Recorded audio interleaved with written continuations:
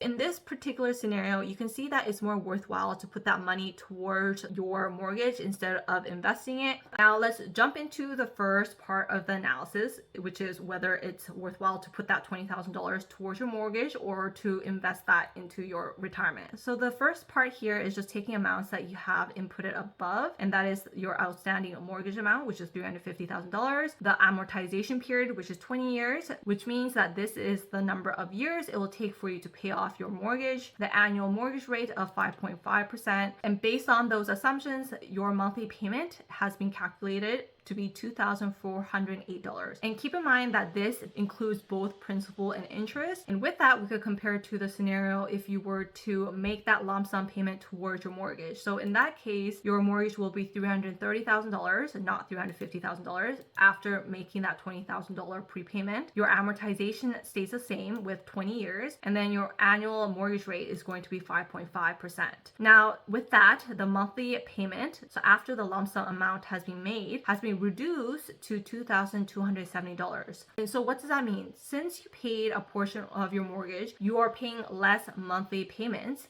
and that amount is $138. So that's a monthly savings from prepaying your mortgage. With those calculations, we can now go to the result summary. So how much is your mortgage interest savings? If you were to prepay your mortgage, that means that you are paying less in interest, and that means that you will be saving $13,018 in mortgage interest savings. And you can see here that while your principal is $330,000, you'll be paying $214,000 in interest, and so your total payments over the 20 years is $544,000. And in order to reduce this interest amount, the only way is to prepay your mortgage as fast as possible. So if you were to add up all the benefits of prepaying your mortgage, that is going to be $84,686. Let's say instead of prepaying your mortgage, you put that $20,000 towards investing in your retirement.